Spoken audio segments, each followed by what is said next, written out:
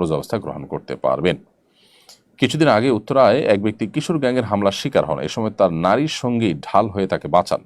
Social মিডিয়ায় সবাই নারীটির প্রশংসা করে, স্বামী অন্তপ্রাণ, স্ত্রী ভেবে সবাই সাধুবাদ দেয়। পরে জানা যায় যে সে নারীটি লোকটির প্রকৃত স্ত্রী নন। প্রকৃত স্ত্রী ভিডিও বক্তৃতার মাধ্যমে খোলাসা করেন। শরীয়তের আলোকে এরকম ত্রিশঙ্কু অবস্থা সম্পর্কে আপনার মন্তব্য জানতে চাই। চমৎকার প্রশ্ন। দেখুন, আমাদের দেশে যে হারে পরকীয়া বেড়ে চলেছে, আমাদেরকে নতুন করে ভাবতে হবে যে আমরা পশ্চিমা সংস্কৃতিকে যে আমদানি করছি নাটক সিনেমার নাম দিয়ে, বিভিন্ন নাম দিয়ে, বিনোদনের নামে আমরা সে সমস্ত সংস্কৃতি আমদানি করে আমাদের সমাজ ব্যবস্থাকে যে ধ্বংস করে ফেলছি, আমাদের পরিবার, আমাদের দাম্পত্য সম্পর্কগুলো যে ভেঙে খান খান হয়ে যাচ্ছে, এরপরে আমাদেরকে ভাবতে হবে।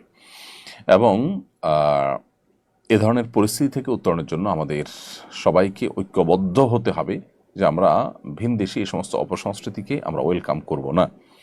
আমরা বিনোদনের নামে এই সমস্ত হারামে গা ভাসাবো না। যদি সেটা আমরা না করতে পারি, তাহলে সেক্ষেত্রে পৃথিবীর অনেক দেশ যেরকম তাদের পরিবার ব্যবস্থাপনা ভেঙে পড়েছে, আমরা বোধহয় সেই ধ্বংসের দিকে আমরা পা বাড়াবো, যেটা আমাদের ভালো কোনো পরিণতির দিকে আমাদেরকে নিবে না।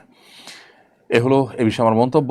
তাছাড়া কিশোর গ্যাং ইত্যাদির অত্যাচার বেড়েছে, এটা দীর্ঘ কয়েক বছর যাবৎ আমাদের দেশে চলে আসছে। এগুলো নিয়ে আইনের শাসন খুব বেশ ভালোভাবে হওয়া দরকার। শিশুর সংজ্ঞা দিয়ে আপনার সাধারণত আমরা এ ধরনের অপরাধগুলো আপনার অনেক বেশি হওয়ার ক্ষেত্রে ভূমিকা রাখছে নিজেদের অজান্তে হয়তোবা। শিশুর সংজ্ঞাটাকে আরও ঠিক করে, অথবা আইনের যে মাইলপ্যাচ আছে সেগুলো সংশোধন করে হলেও এদেরকে আইনের আওতা আনা উচিত এবং